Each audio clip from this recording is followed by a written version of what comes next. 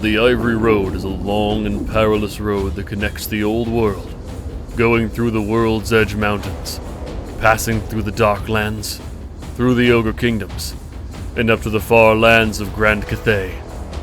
It is a route full of unseen hazards and the unforgiving elements of nature, as well as the dangerous creatures that lurk around, are all reason enough to keep any wise traveler away from it. If that doesn't seem like enough reason to stay away, then the main danger is surely going to scare any fool that goes too far to that damned route. Entire tribes of hostile races call the surrounding mountains their home. Orcs and goblins infest the area with their presence. Always eager for war and violence, these savage tribes of greenskins fight amongst themselves, as they believe that might is right. Only the biggest and hardest of them all will lead the tribes from battle to battle, keeping the momentum of the tribes going in a never-ending rampage that sees no end. Black orcs are oftentimes found there too. They are the hardiest of the brutal greenskin tribes, and are the ones that most of the times have the best equipment and the biggest weapons at their disposal. Mount Grimfang is infested with goblins. This place used to be one of the main sources of silver for the dwarves. Their hold there was known by them as Mount Silver Spear, but since it fell to the unending assaults of the goblins time ago, it is now known as Mount Grimfang. As one advances, howling winds seem to carry screaming voices mixed with indistinguishable whisperings. At least, that's the story many travelers tell. The weather is another thing one must take into account when traversing this deadly road. The low temperatures have killed many poorly protected bodies, and have broken the spirits of many valiant mercenaries and merchants. One has to go well supplied to attempt to traverse the journey. One notorious location is the place called the Sentinel. Some say that it is relatively safe, but considering it is near the Black Fortress, which is controlled by the Chaos Dwarves, one would be right to proceed with extreme caution around this place. The Sentinel acts as a trading post where provisions, furs, weapons, coins, and deals are all exchanged. Mercenaries can be oftentimes found there, and many caravans switch up their armed forces and guard before heading into the next stretch of their journey. Beastmen hordes are also present along the route, and many caravans have been found wanting when ambushed by these wild predators. The Beastmen showed no remorse when fighting to kill the defenders of the caravans, and to loot their carts, barrels, tents, and containers. Only a very experienced negotiator, or somebody with a really strong hook, would be able to strike a deal with the Beastmen lord of one of these tribes. Once the cloven ones sound their war horns, it is time to fight. Skaven also roam the lands. The lowly cowards make their nests deep in the mountains and only attack when their numbers are great and the enemy is underpowered. Not to be underestimated, the Skaven can be a serious menace when they set their sights upon a particular prize they need. When a big, or at least fairly sizable deposit of warpstone is found, the Skaven rush the place, and before long, thousands of rats and other monsters that seem to have poured out from nowhere are swarming and mining the deposit.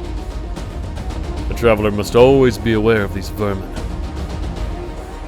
Yet despite all of these ever-present dangers, one would be surprised to know that there are still many caravans that go through the hazardous and unpredictable roads. The caravans are more often than not well protected and well supplied, as for only with great investment in food, water, transport units, crew, and guards can one aspire to traverse all the way to their intended destination. Some of these caravans receive the name of Grand Caravans, as the longest of them can reach a full mile and appear to be moving as nomadic towns. The mountains of Moan present a new set of dangers, and many thousands of lives have been lost in this place throughout history. Saber-tusk packs roam the mountains, and the caves are often infested by feral gorgers, bears, wolves, or worse.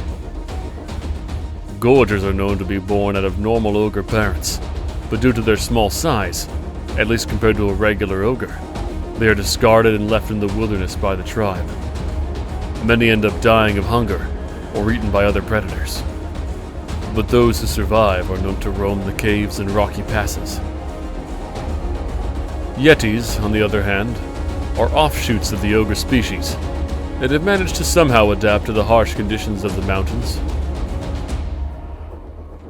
But the biggest dangers take the form of the massive ogres that have control over those lands. Mighty and brutal tyrants rule over their kingdoms. They are always making war against each other, killing, looting, and devouring everything before them, as a tribute to their ever-hungry god, known as the Great Maw. The scattered tribal kingdoms are made up mainly of ogre mercenaries and bandits.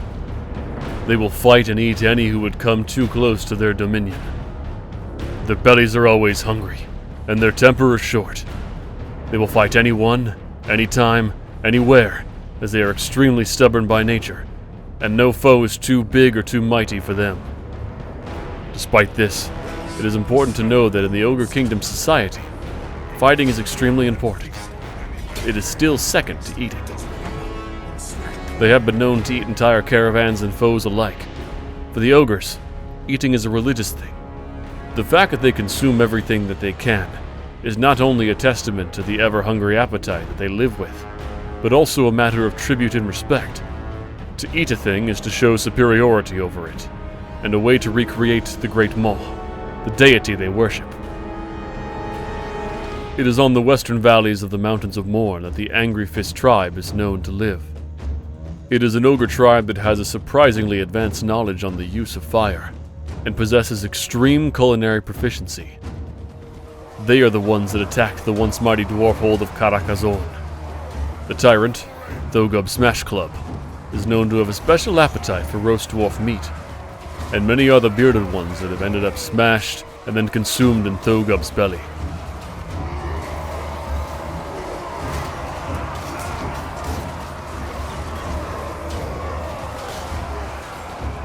As with this tribe, there are hundreds of others scattered across the mountains and beyond, each having their own ruling tyrants, traditions, culinary processes, and ways of waging war.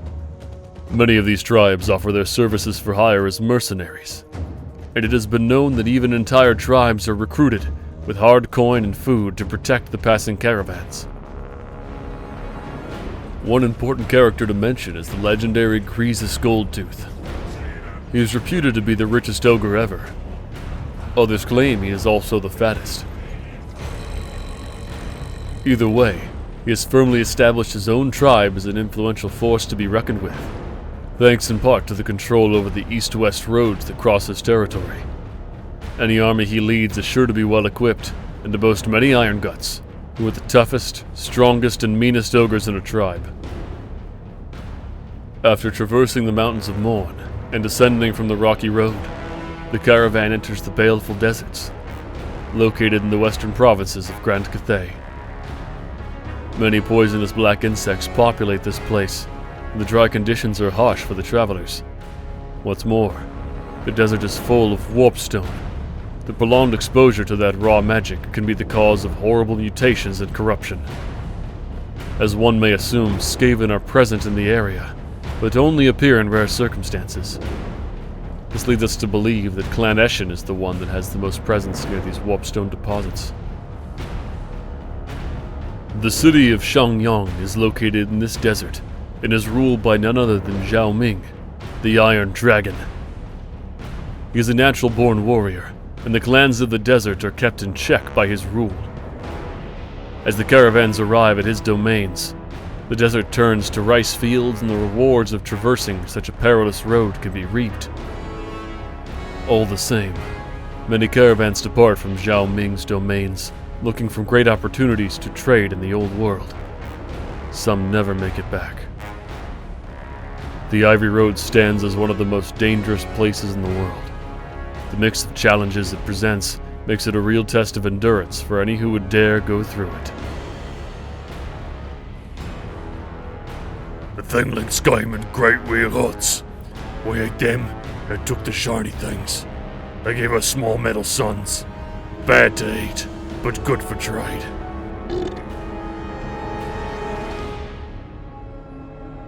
As we climbed the steep rocks of the mountains, the air choked us with its coldness. Many in our caravan were wounded. The food was scarce, and we were all tired. The ogre mercenaries we had hired seemed not to care in the slightest. And why would they? They protected us, only because we had coins and food to give in return. There were still a few days left before we arrived at our destination. To see the baleful deserts, and then to enter the majestic gates of Cathay, was what we almost wished for. But few of us had the hopes we would be able to make it. The caravan was no more than a stretch of mobile huts.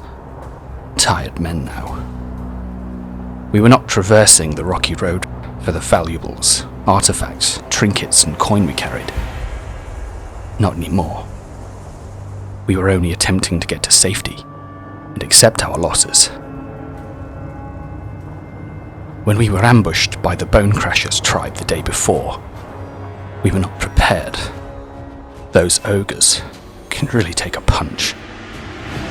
First, they advanced towards us at a slow pace, almost as if considering getting closer. As we realized the danger we were in, we fired our arrows, we picked our best weapons, and we readied the cannon.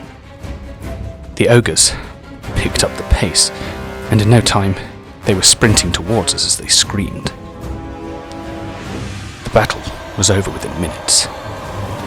As our men and the hired ogres counterattacked, I saw Tobias get his skull smashed by the largest of them all. Jarl struck another ogre with his big axe, but it only managed to infuriate the damn thing even more. Next thing, he was sent flying by a powerful swing of the ogre's mace.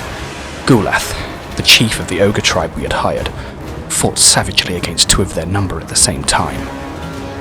The heavy blows they exchanged were more than enough to shatter any man's bones, regardless of its toughness. As the battle raged on, I saw all of these things and thought of the underwhelming forces we had. I thought of all the wounded men and women we had in our caravan, and that could not fight. I thought of how the very air itself was painful to breathe in. It seemed to freeze our lungs, as if conspiring to get us all killed. But most of all, as I saw and thought of all these things, I tried to hide, to bury myself in the snow, to shelter behind a broken cart, for the carnage was incredible, and I thought we were destined to be killed then and there. I started to panic, and in my desperation, suddenly everything went dark. Next thing I remember is being laid down in the snow. As I looked around me, I saw more red than white, and the only sound was the freezing whispers of the blizzard. I crawled to reach the nearest wagon in search of any survivors or supplies I could use, but I didn't get too far. The caravan was in ruins, and the bodies of many of my comrades lay dead in the snow. That was the end of it. I knew it in that moment. Something had struck me in the head, for the pain was now unbearable, and I had not been able to see what really happened. It was only after I was picked up by a rescue crew, shortly after that I got here, to the safety of this caravan. I am grateful for that, but I fear we only got to postpone our inevitable ending. We lost half of our men, and more than 2/3 of our supplies in that attack. To be charged head-on by hostile ogres is a thing I don't ever want to experience again in my life. I was told we were lucky there were not too many of them.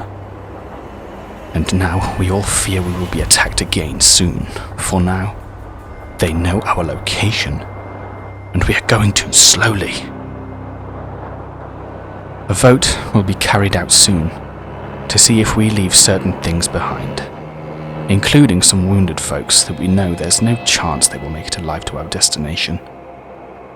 It is a cruel choice to make, I know, but I must confess, I will vote against carrying that heavy burden with us. The day seems to be brighter today. At least the blizzard seems to be gentler. for now at least. I'm still recovering from my wound, as are many in our caravan. The vote was passed yesterday, and we agreed, after 2 long hours of discussion, that we will be leaving the lost and the damned behind. We leave tonight without them, and they don't know about it. Morale is at its lowest. Sigmar protectors, they are upon us again. This time there are more of them. The war horns have been sounded. May these not be the last words I write in here.